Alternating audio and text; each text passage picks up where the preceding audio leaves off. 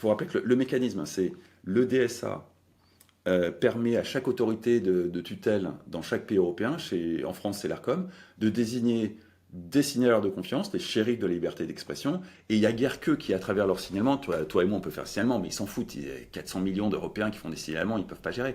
Mais par contre, les signaleurs de confiance, quand eux ils font un signalement, c'est pris très au sérieux, parce que là ça peut escalader en vraie bataille judiciaire pour ensuite mener lieu à des amendes de fous furieux. Donc là, il y a un vrai bras de fer avec les signaleurs de confiance. Mais in fine, le juge ultime, c'est un mécanisme qu'on a privatisé auprès des plateformes. Donc c'est les plateformes qui décident si oui ou non elles vont faire sauter le contenu remonté par le signaleur de confiance. Et les plateformes aujourd'hui, ben, c'est la puissance américaine. Parce que très clairement, le discours de Zuckerberg, hein, je reviens, c'est très clairement un appel du pied à la puissance américaine pour être derrière eux dans ce bras de fer qui s'annonce. Il faut comprendre qu'avant, le filtre fait par les fact-checkers, les IA et les machins, il était fait en amont. Et donc, on avait un flux préfiltré que les signaleurs de confiance en aval affinaient dans le filtrage. Mhm. Là, on ne sait pas très bien ce qu'on va récupérer en amont. Est-ce que l'IA, ils vont paramétrer différemment la toxicité à partir de laquelle ils enlèvent les contenus? Est-ce qu'ils vont altérer le calcul de la toxicité dans ces IA qui préfiltrent ces contenus? Est-ce qu'ils vont juste laisser tomber tout ce qui ne concerne pas des abus de la loi évidente, la pédophilie, le trafic de drogue, le terrorisme, des trucs comme ça? On ne sait pas très bien. Et comme tout ça a été fait dans la plus parfaite opacité par les démocrates jusqu'ici, et puis vraisemblablement par des antennes locales, hein. Au terme d'IA, c'est évident qu'il y a eu des laboratoires de recherche à droite à gauche ou des entreprises privées, on ne sait pas, on va voir.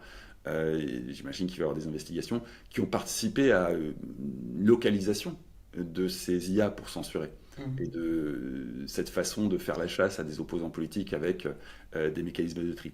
Mais pour l'instant, on n'a pas la moindre idée enfin si on a des petites idées de comment ça se passait localement en France, mais juste des idées, pas des preuves. Euh, on n'a pas grande idée, quoique, de comment ça se passait avec les IA qui filtraient et les fact-checkers. Surtout les fact-checkers, parce que les IA qui filtraient, on a de bonnes idées, il suffit de les écouter, enfin d'écouter l'entourage de Trump qui parle de tech.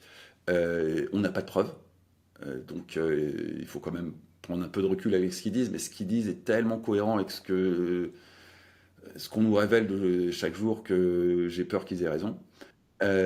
Mais pour la partie française, on n'a pas la moindre idée. Enfin, ça demanderait des grosses investigations costauds. Et malheureusement, je pense pas qu'il va y en avoir. J'espère me tromper, mais les journalistes d'investigation, c'est des gens de gauche. J'ai pas en tête un mec de droite qui soit un journaliste d'investigation de haut niveau, quoi. Un calibre du genre Fabrice Serfi ou Marc Andevelde ou des gens comme ça, sont tous de gauche. Donc ils vont pas faire une investigation là-dessus. Donc je suis pas optimiste, quoi. J'ai pas un grand espoir que le Figaro ou Valeurs Actuelles y arrive. J'espère me tromper, hein, mais j'ai certainement des préjugés négatifs vis-à-vis de ces deux-là, mais on n'est pas dans une situation démocratique fantastique, quoi.